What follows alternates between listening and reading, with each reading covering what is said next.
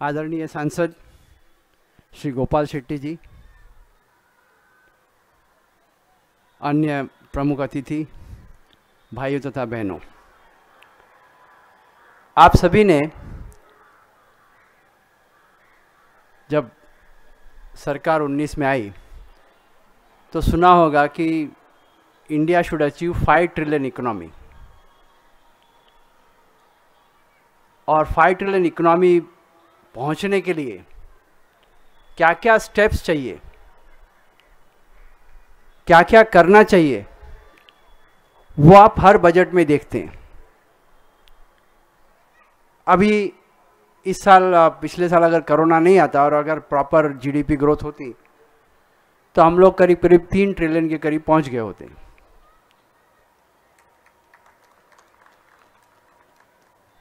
इस बजट में, पिछले बजट में भी इकोनॉमी को ये लेवल से 5 ट्रिलियन लाने के लिए क्या आवश्यकता है, तो सबसे पहले हमारे यहाँ जितना भी काम होता है, जो भी कुछ होता है, अगर वो विदेशों में होता है उसका पार्ट, तो वो हमारे देश में कैसे हो सके। हम बार बार विदेशों में जाना नहीं पड़े। मैं आपको एग्जांपल देता हूँ और इसका बहुत बड़ा इम्पैक्ट होता है। आप ये एरोप्लेन देखते हैं ना, जितना भी हवाई जहाज से, सब लोगों ने हवाई जहाज में सफ़र किया होगा। 95% एरोप्लेन्स ये सब लीज पे रहती है। कोई भी कंपनी, एयर इंडिया हो, जेट एयरवेज हो, स्पाइस जेट हो, ओन बहुत कम होती है। एयर इंडिया के पास कुछ और ओन कंपनियां होगी। आज ये लीज ट्रांजैक्शन, इंडिया में उसका पैसा खर्च होता है, इंडिया के कंज्यूमर उसका पैसा देते हैं, लेकिन सारी की सारी लीज ट्रांजैक्शन कहाँ होती है? वर्ल्ड के एक ही जगह में होती है, और वो है आयरलैंड। आप किसी भी कंपनी का, जो भी इसमें होंगे संबंधित, आप लीज ट्रांजैक्शन जाके देख लीजिए, उसका एग्रीमेंट आयरलैंड में बना होगा। और उसका कारण है, भूपेंद्र भाई उसमें ज़्यादा आपको विस्तार से बताएंगे, कि इंडिया का जो एक हर कंट्री से डबल टैक्सेशन ट्रीटमेंट होता है, डबल टैक्सेशन एग्रीमेंट होता है, वो इंडिया और आयरलैंड का जो डबल टैक्सेशन एग्रीमेंट है, उसमें लीज रेंट को रॉयल्टी नहीं गिना जाता है। वो इतना ही कारण के कारण से, और जिस पे टैक्स नहीं लगता है, इस कारण से सारे एयरलाइंस वहाँ जाते हैं। अब वो ऐसी ट्रांजैक्शन इंडिया में कैसे हो, किसी को वहाँ जाना नहीं पड़े, इंडिया में कैसे आ जाए? क्योंकि इकोनॉमिक एक्टिविटी बढ़ेगी नहीं तो 3 ट्रिलियन से 5 ट्रिलियन पहुँचेंगे कैसा? आपको इकोनॉमिक एक्टिविटी बढ़ानी पड़ेगी, तभी आप पहुँचेंगे 5 ट्रिलियन। तो ऐसा जो प्रोविज़न है वो इन्होंने किया इस बार। अभी इस विषय पे हूँ तो मैं आपको डिटेल में बता देता हूँ।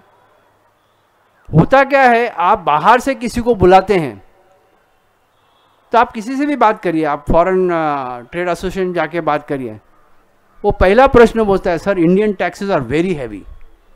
वो क्या होगा मालूम नहीं पड़ता है।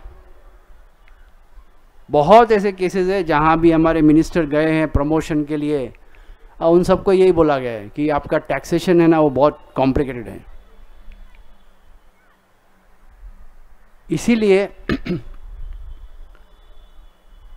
अब अभी जो गुजरात से वो जानते होंगे, अहमदाबाद में एक एरिया है called gift city. Modi ji जब चीफ मिनिस्टर थे, उन्होंने वो गिफ्ट सिटी शुरू किया था। आज वो प्राइम मिनिस्टर हैं। अब गिफ्ट सिटी में जो भी ऑफिस खोलता है फॉरेन वाले, उसको टैक्स एग्जेम्पशन, मतलब उसकी जो भी इनकम होगी वहाँ, उस पर इनकम टैक्स नहीं लगे। उस पर बाकी जीएसटी वीएसटी तो पहले से एग्जेम्पशन है, इनकम टैक्स नहीं लगे, इनकम टैक्स से पूरा एग्जेम्पशन हो, इसीलिए इस बजट में उसका प्रोविज़न किया गया। अब इससे आप देखेंगे तो कितना सारा इकोनॉमिक एक्टिविटी बढ़ती है। जब उसका ऑफिस यहाँ खुलेगा तो लीज ट्रांजैक्शन देने के लिए आपको जो मैन्युफैक्चरिंग कंपनी है जो एरोप्लेन बनाती है, उससे एयरलाइन से आपको पैसा देना पड़ेगा, फंड रेजिंग, उसके एग्रीमेंट, उसके मेंटेनेंस, अनेकों प्रकार के काम उसमें से निकलते हैं। और ये अहमदाबाद वालों के लिए नहीं तो सभी चार्टर्ड अकाउंटेंट जो भी प्रोफेशनल्स हैं उनके लिए एक बहुत बड़ा अपॉर्चुनिटी रहती है कि हम इस लाइन में जाकर, आज ही सवेरे हम चार्टर्ड अकाउंटेंट एसोसिएशन में बात कर रहे थे कि इस लाइन में जाकर कितनी जो फैसिलिटीज़ है वो हम इसको यहाँ क्रिएट करें, जिससे कि अपने कंट्री में हम आत्मनिर्भर भी बनेंगे और हम इकोनॉमिक एक्टिविटी को बढ़ावा भी दे पाएंगे। ये मैंने एक एग्जांपल दिया, ऐसे अनेकों एग्जांपल हैं। पिछले 2 बजट से पहले जो भी डायमंड मर्चेंट से, डायमंड ट्रेड से यहाँ संबंधित होंगे उनको मालूम है कि rough diamond, DTC, diamond trading corporation, और रफ डायमंड वही बेचती है। और रफ डायमंड को खरीदने के लिए आप जो पहनते हैं वो तो पॉलिश डायमंड है, लेकिन रफ डायमंड को खरीदने के लिए सबको जिनेवा जाना पड़ता था क्योंकि ऑक्शन वहीं होता था। और रफ डायमंड यहाँ आ नहीं सकता था क्योंकि वो कस्टम फॉर्मेलिटीज, शेट्टी साहब बैठे इधर, कस्टम फॉर्मेलिटीज बहुत लंबी चौड़ी है। उसको कस्टम को सरलीकरण करके अब रफ डायमंड यहाँ आता है, वो डीटीसी वाले आते हैं और हमारे लोग यहीं खरीदते हैं। यानी इस तरह का प्रोविज़न बजट में, हर बजट में आता है कि हम जो एक्टिविटी हमारे देश से कनेक्टेड है लेकिन जो आज की तारीख में या ट्रेडिशनली बाहर होती हुई आई है, उसको हम इस देश में कैसे लेके आएं और उसके लिए क्या क्या फैसिलिटी चाहिए, उसका प्रोविज़न किया जाता है। ऐसा अनेकों एग्जाम्पल है, ये मैंने आपको एक एग्जाम्पल दिया समझाने के लिए। दूसरा, हमारे में जो इनएफिशिएंसीज है, काफ़ी इनएफिशिएंसीज है। मैं आपको बजट प्रोविजन से दिखाऊंगा उसको ठीक कैसे किया जाए।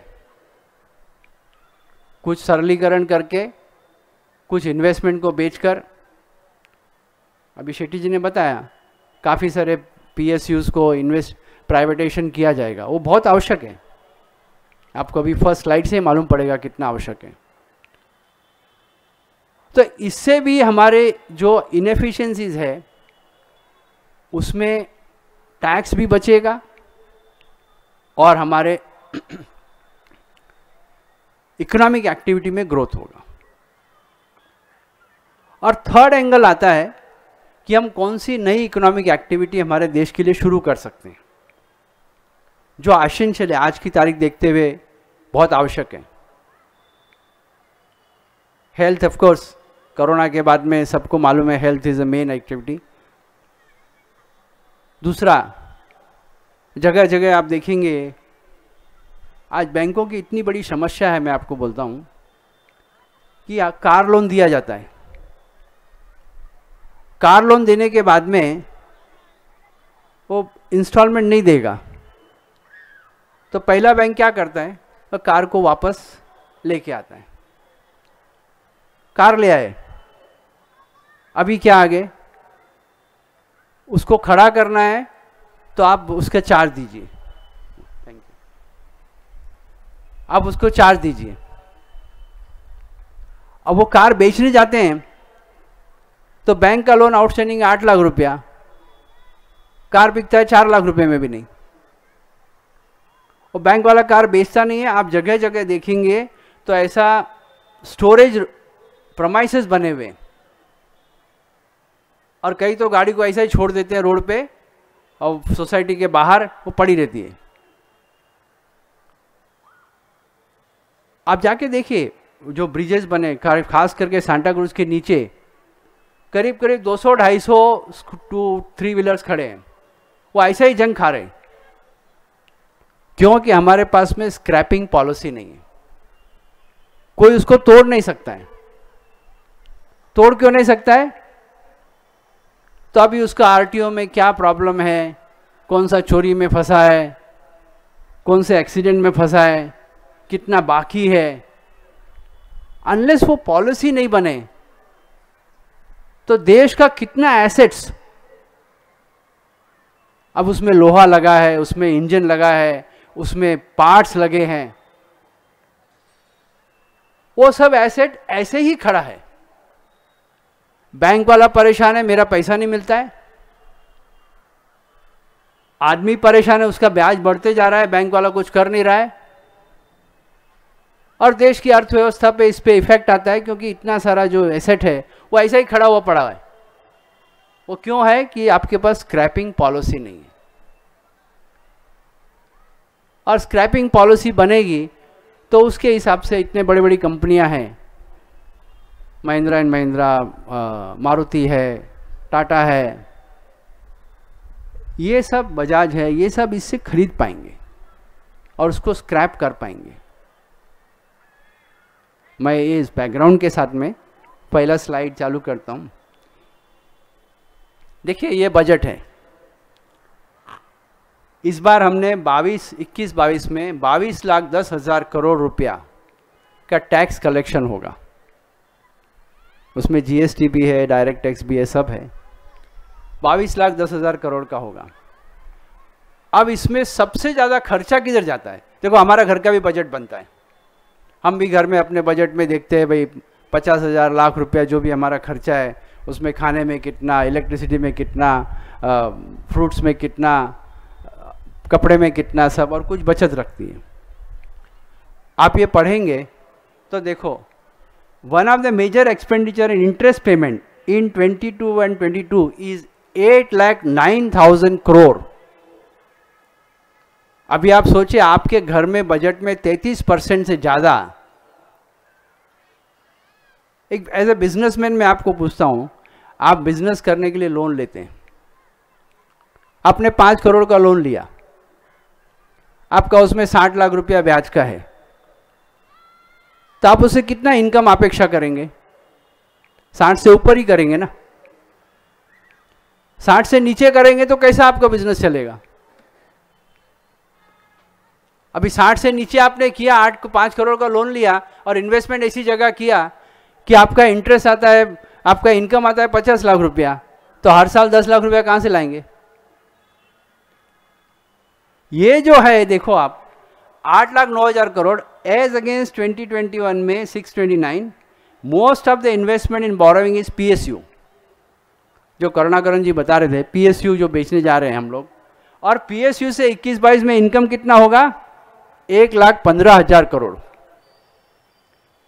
आप 8,09,000 करोड़ रुपया इंटरेस्ट दे रहे हैं और पीएसयू से इनकम कितना कमा रहे हैं? 1,15,000 करोड़। बाकी का 6,85,000 करोड़ कहाँ से जा रहा है? वहाँ पर हमारे पॉकेट से जा रहा है, टैक्स के एंगल से। आप समझे मेरा बात? एयर इंडिया में जो घूमते हैं हम लोग, एयर इंडिया का प्राइवेटाइजेशन बोलते हैं, वो आज 2 साल से हम बोल रहे हैं।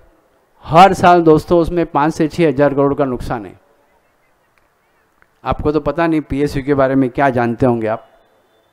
मैं आपको नाम तो नहीं लूँगा क्योंकि सेंसिटिव एरिया है उसका, कंपनी का नाम लेना।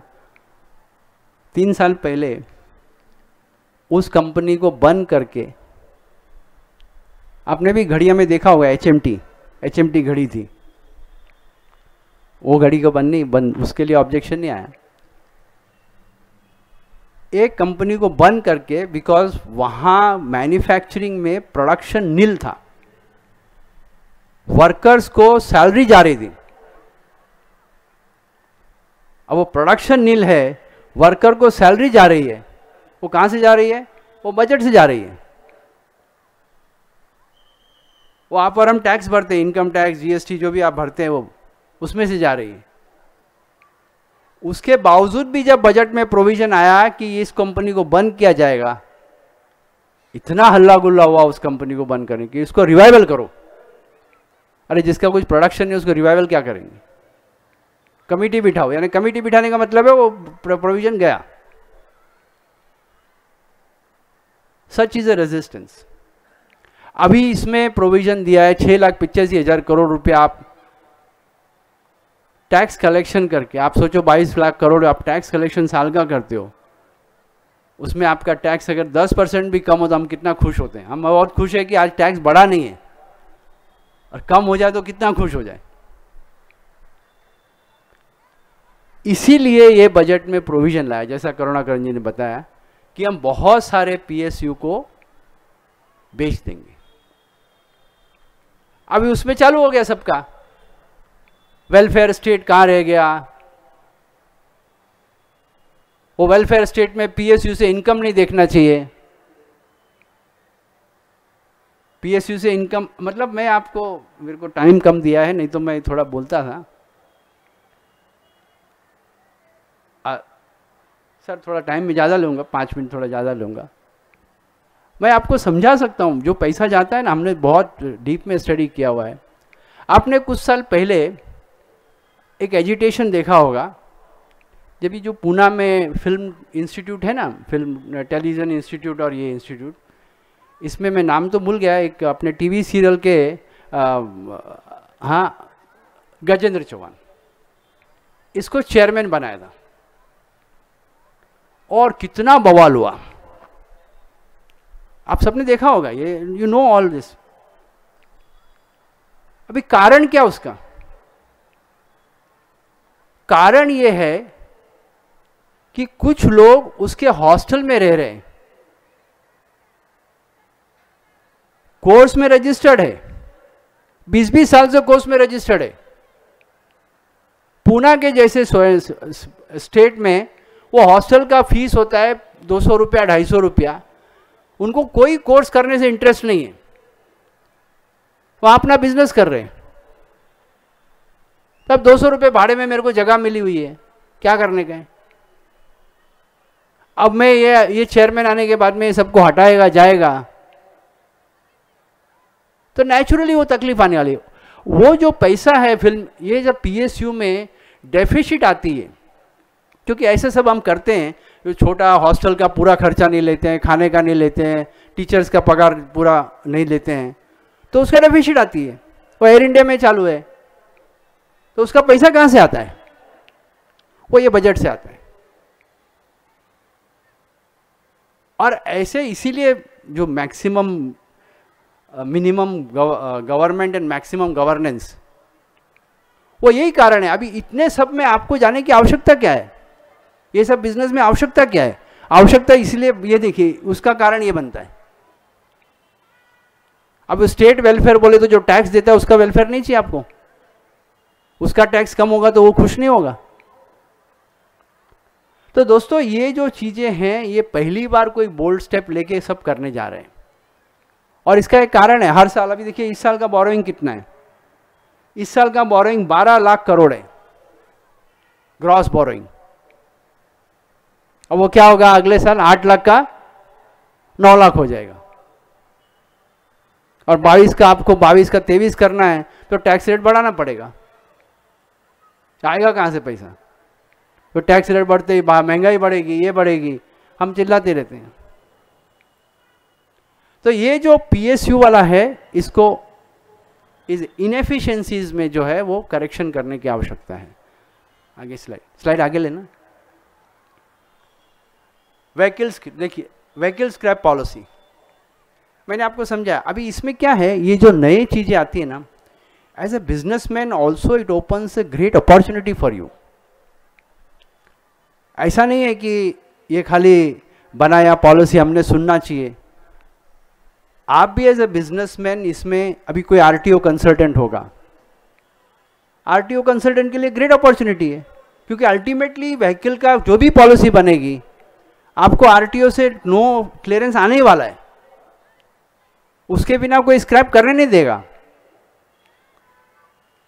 आपका एक्सीडेंट हुआ होगा, आप कोई स्मगलिंग केस में होंगे, या आप कोई नारकोटिक्स केस में होंगे, ऐसा सब बहुत केसेस हैं।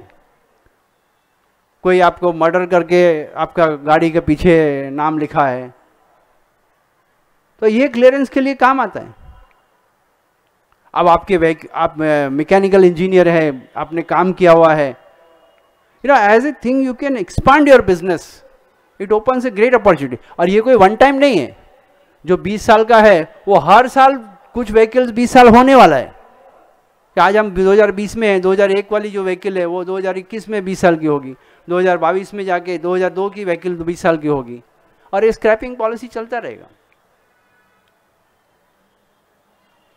तो ये हर बजट में देखिए, हर बजट में नया करने का, नए प्रावधान का प्रोविजन आता है। और असल में जो बड़े ग्रुप है वो लोग अपने यहाँ इन्वेस्टमेंट डिपार्टमेंट रखते हैं, जो कि ऐसे सब देखते हुए अपनी पॉलिसीज़ आगे बनाते हैं। यानी आप देखेंगे तो बदलाव तो बहुत है। अभी जैसे देखिए, आपने मोबाइल फ़ोन है, पहले क्या लैंडलाइन थी, अब मोबाइल फ़ोन हर एक के आदमी 2-2 हो गया है। अब जो आदमी ने मोबाइल में एंट्री मार ली, पहले कोई सुनील मित्तल को जानता नहीं था, एयरटेल को, सुनील मित्तल को जानता था एज ए बिजनेसमैन। आज कितना नाम है, इंश्योरेंस कंपनी।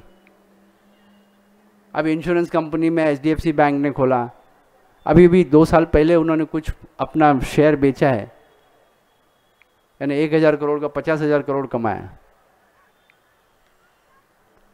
तो ये जो आप ये बजट पढ़ने का मतलब, वो सीतारामन जी ने अच्छा बोला, वो सब ठीक है, मैं मानता हूँ हमको जानना चाहिए, लेकिन as an individual, as a businessman भी आपको ये बहुत अपॉर्चुनिटी देती है। और ये स्क्रैपिंग वैक पॉलिसी ऐसा नहीं है कि कोई दूर जाके होने वाली है, ये सब बॉम्बे में भी होगी, सब जगह होगी। कुछ बॉम्बे के आप गली गली में जाके खड़े रह जाइए, आपको मिलेगा 2-4 गाड़ियाँ तो ऐसी खड़ी हुई मिलेगी कि जो एकदम बेकार हो गई, सड़ी हुई, ओनर बोलता है इसको कोई ले जावे तो अच्छा है, और उसको बेचने का, करने का, यानी आप गाड़ियाँ जमा करके भी अपने यार्ड में रखेंगे तो स्क्रैपिंग कर पाएंगे इसको। तो ये स्क्रैपिंग पॉलिसी से मैंने बताया ना कि बैंक वाले तो बहुत खुश हैं कि बोला यार एक बार बेच के सारा झंझट तो खत्म होगा। अब मेरा 4 लाख रुपए लोन बाकी है, मैंने 3 लाख में, 2 लाख में जो स्क्रैप कर दिया पॉलिसी को, इसको बेच दिया, अब 2 लाख के लिए मैं उसे रिकवर करूंगा। आज मैं खड़ा रह के वहाँ स्टोरेज चार्जेस दे रहा हूँ, वो गाड़ी भी खड़ी है और मेरा रोज उसका इंटरेस्ट मीटर बढ़ रहा है, तो मेरा कहीं तो अंत आया उसका। These are the new measures which are taken to increase the economic activity in this asset reconstruction company. ये तो जबरदस्त है, इतना बड़ा बिजनेस, मैं आपको बोलता हूँ ये लाखों करोड़ों का बिजनेस है ये।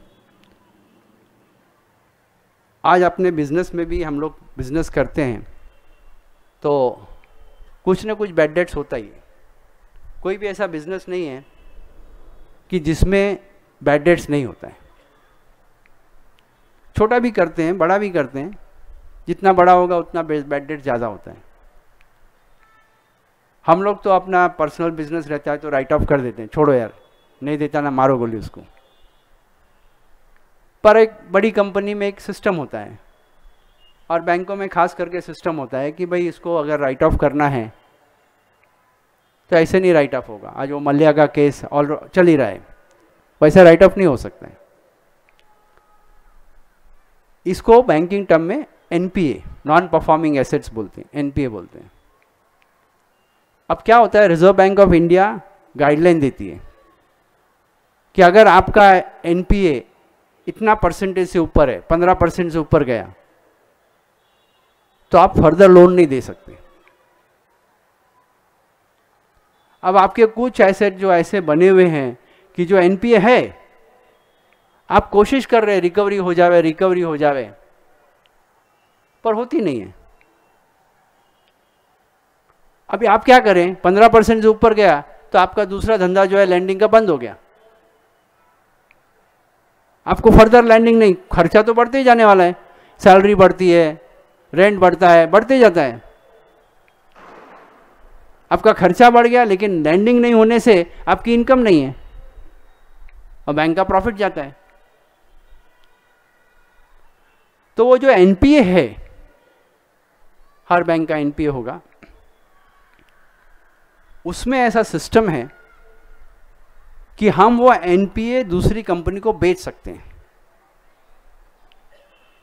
अभी आप समझिए 10,000 करोड़ का NPA, देयर आर एजेंसीज, वो इवेल्युएट करती है कि 10,000 करोड़ के बदले में आपको, आप कोशिश करेंगे तो आपको 9,000 करोड़ मिल जाएगा। रेटिंग एजेंसीज बोलते हैं उसको, 9,000 करोड़ आपको मिल जाएगा। अब वो एसेट रिकंस्ट्रक्शन कंपनी फॉर्म होगी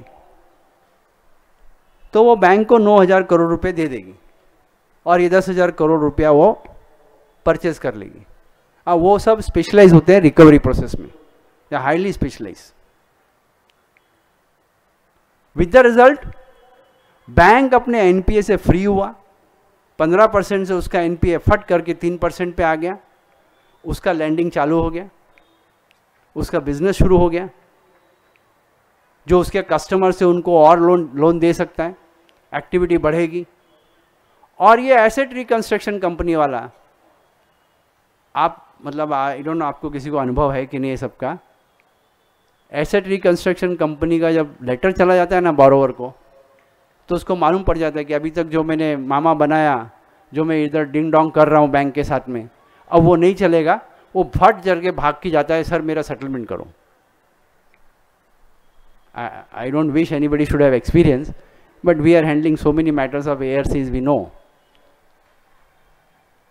और वो पैसा वो 9,000 करोड़ नहीं कमाता है, वो 10,000 करोड़ ही कमाता है, वो उसका प्रॉफिट होता है। Now this is first time they thought के हर बैंक को मैं एनपीए से फ्री करूंगी और एक कंपनी को दे दूंगी। That company will handle recover the money. There are a number of companies. और वो कंपनी का पैसा किधर से आएगा? क्योंकि 9,000 करोड़ मेरे को देना है तो मेरे पास पैसा भी चाहिए ना। Friends, there are so many insurance companies, so many mutual fund जिनके पास भर के पैसा पड़ा हुआ है। आप वेबसाइट लगाइए, आपको फटाफट पैसा आता है। उसको ये लोग पीटीसी बोलते हैं, पीटीसी बोरोइंग। भाई ये पहली बार हुआ है, और अगर ये इम्प्लीमेंट होके होता है तो सारे नेशनलाइज बैंक जो है वो एनपीए से फ्री होंगे, उनकी लैंडिंग बढ़ेगी। उनके कस्टमर जो आज प्रॉब्लम में रहते हैं बिकॉज ऑफ नॉन लैंडिंग, बहुत बार रिजर्व बैंक ऑफ इंडिया लगा देती है बार कि आपका, नहीं तो क्या होता है अल्टीमेटली कोऑपरेटिव बैंक में आपने देखा है, जैसा पंजाब और ये पीएमसी बैंक उठ गई थी, ऐसा उठने के चांसेस होते हैं। हालांकि nationalise bank can not be in that grade, तो इसीलिए बार लगाती है। तो ये जो है it's a great thing. Let us see. Already मैं आपको बताता हूँ, ऑलरेडी प्राइवेट बैंक्स में, प्राइवेट बैंक्स तो अपने आप को फ्री करने के लिए वो एनपीए नहीं होता उससे पहले एसेट रिकंस्ट्रक्शन में डाल देते हैं। आईसीआईसीआई बैंक है, एचडीएफसी बैंक है, इंडसइंड बैंक है, वो कितने एसेट रिकंस्ट्रक्शन लोन बुक बना, 1,5-2 हज़ार करोड़ का आया। क्योंकि आप इस पे आप सोचना पड़ता है। आप क्या होता है, एक बार लोन दे दिया, प्रोसेसिंग फीस तो लोन प्रोसेसिंग फीस आपको एक ही बार मिलेगी। अब बाद में तो आने वाला आपका इंटरेस्ट ही है, इंटरेस्ट आते रहेगा आपको। आपने वापस वो उसको एनपीए को दे दिया और आपके पास पैसा आया, सेकेंड टाइम लोन दिया, तो सेकेंड टाइम आपको अब प्रोसेसिंग फीस मिलेगी। यानी इनकम जितना लोन ज़्यादा देंगे उतना आपको इनकम बढ़ती रहेगी। This is a very securitisation, it's called securitisation in banking terminology. तो इसका जो अभी first time bank, nationalise bank भी इसमें एंट्री मारेगी। Let us see how it works out, but it's a good proposal to work in. Privatisation bank already as I said, आप देखिए हमारे जो मिनिमम गवर्नेंस बोलते हैं ना, गवर्नमेंट को इतने सारे बैंक की क्या आवश्यकता है? 20-21 बैंक, अभी तो मर्ज करके हमने 4-5 कर दिया। पर why do you need to go in those business? हर साल आप 2,000, 2,000, 3,000 करोड़ रुपया बैंक का कैपिटल में देते हैं, वो प्रॉफिट कमाना छोड़ दो। आप मार्केट कैपिटलाइजेशन देखेंगे ना, तो एचडीएफसी बैंक का alone market capitalisation is equal to all banks put together, इतना उसका प्रॉफिट है। आप उठा के देख लेना ये सब बातें। सो प्राइवेट बैंक्स पहले भी थी, 1969 में इंदिरा गांधी ने आके सबको नेशनलाइज कर दिया, और अभी जो पोजीशन है कि हर साल हम लोग टैक्स में से इसको रिफॉर्म करते जा रहे हैं, उसको रोकने के लिए बेटर है कि हम प्राइवेटाइज वापस कर दें। और जो मेन बैंक है जैसे state bank of India, which is government needs a one bank, क्योंकि गवर्नमेंट ट्रांजैक्शन के लिए एक बैंक उनको चाहिए, तो एक बैंक से वो आप करें, बाकी सबकी आवश्यकता नहीं है उस बैंकों की, यू लीव इट। आपको बताऊं बैंक होने के कारण से कितना खर्चा होता है, उसका बोर्ड ऑफ डायरेक्टर्स अलग, उसका हेड ऑफिस अलग, उसका ऑडिटर्स अलग, मतलब आप देखेंगे तो मल्टीपल इफेक्ट इसका आता है। एनीवे ये सब road development and all this is there. I think my overshooted the time, so I will be very this thing. Concept of pipeline, it's a great thinking. आप देखिए, मतलब मैं आपको बताता हूँ कि आज जो क्रूड गैस है, पाइप गैस है ना, इससे पहले क्या होता था, वो बेचारा सिलेंडर सिर पे लेके आता था, बराबर है कि नहीं। अब वो पाइप गैस आने लग गया, घर में आराम, वो घर में जिस दिन गैस जाने वाली है उस दिन टेंशन रहता था कि आज गैस गई, अभी स्टोव चालू करो। Gas transportation has become a very easy because of pipeline. और जितना भी गैशियस ट्रांसपोर्टेशन है, गैशियस, क्रूड, ऑयल, जितना भी है, आज गेल अथॉरिटी है, आईओसीएल है, बीपीसीएल है, पेट्रोल, डीजल जो ट्रांसपोर्ट से आता है, तो पाइपलाइन से it's very cheap. And once pipeline is laid 25-30 years, no issues.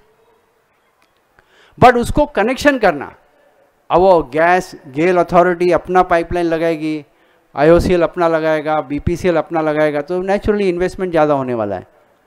और उसको ग्रिड जैसा बनाया जाए, पावर ग्रिड होता है ना, power grid corporation for transmission of power, same basis पे गैस को भी ग्रिड जैसा बनाना और उसको करना। I mean if you go from the Bombay High to other places, you will find that this is very essential. Furnace oil है, this very huge investment is required and opens up a great opportunity for everybody. Metro railways, अभी हम तो कितना भुगत रहे बॉम्बे में, तो बोलने की आवश्यकता नहीं है कि बॉम्बे में अगर मेट्रो चालू होता तो कितना आराम होता था। The government is thinking on those lines, let us see, will have this thing. Deposit insurance cover, banks, if the bank fails, earlier was only 1 lakh rupees cover was there, now they increased to 5 lakh rupees. Health and wellbeing, already Karunakaran ji ने कहा है कि 137% is increase to that level, and now it is very essential because somehow the बीमार पड़ने के बाद में ठीक करना, उससे पहले preventive measures, primary health, see all these measures must tell you that opens up a great opportunity for a businessman to invest in these things. And ये बजट पढ़ना, बजट को समझना और अपने आप में बिजनेस में इम्प्लीमेंट करना is a great. As a chartered accountant we do that, कि हमको कहाँ अपॉर्चुनिटी मिलती है उसमें से। आगे direct tax I will not touch, Bhupendra bhai is there, I thought is not there. Indirect tax में I will only take one subject, and that is slightly difficult. आपको बिजनेस में इनपुट टैक्स क्रेडिट मिलती है। इनपुट टैक्स क्रेडिट आप supplier से purchase करते हो input या इनपुट सर्विसेज, और आप उसको पैसा देते हो तो इनपुट टैक्स क्रेडिट मिलती है। It is essential that supplier should have uploaded the invoice in the system, only then the input tax credit is available, and that condition was not prevalent. ऐसा बहुत केसेस हैं जहां आपने supplier को पैसा दे दिया, टैक्स दे दिया, लेकिन उसने टैक्स भरा ही नहीं है। With the result government does not got the tax, he is run away with the tax. ऐसे में आपको क्रेडिट नहीं मिलेगी। This provision is come now. I think it's a better provision, because if the government doesn't get a tax, how will the credit come to you? So that's a question. Friends, I think Before he switches off my mic, I must stop here. Thank you very much for patiently listening. Thanks.